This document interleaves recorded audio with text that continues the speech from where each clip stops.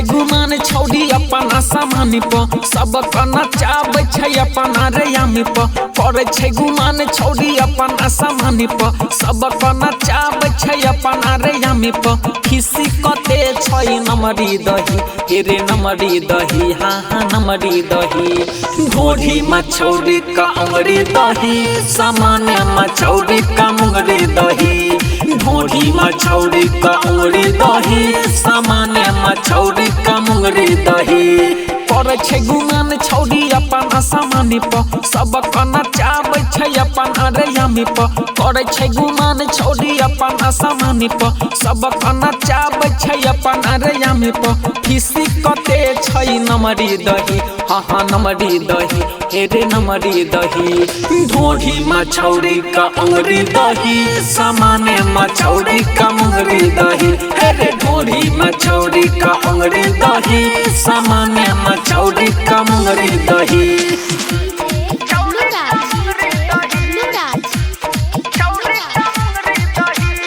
मधेपुर मधेपुर मधेपुर मधेपुर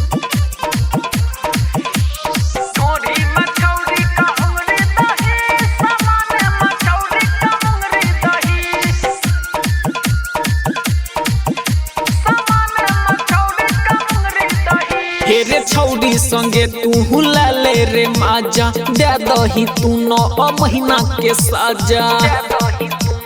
हाँ रे भाई छौड़ी संगे तू लाले रे माजा दे दही तू 9 महीना के साजा पगले तू खूब जब मन नहीं मन तो ई काली है तू तब छौड़ी जब कन तो पगले तू खूब जब मन नहीं मन तो ई काली है तू तब छौड़ी जब कन तो मालिक के गल दुनू मिस दही हाँ हाँ मिस दही अरे मिस दही ढोढ़ी मछौड़ी का अंगरी दही सामान्य मछौड़ी का मुंगरी दही ढोढ़ी मछौड़ी का अंगरी दही सामान्य मछौड़ी का मुंगरी दही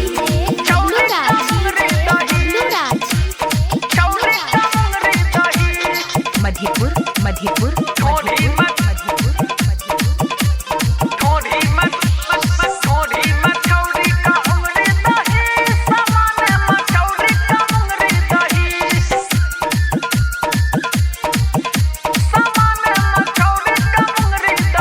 हेरे भै गेल फिल एकरा ढोढ़ी के नीचे में दही चुआ दोनों जांघ के बीच में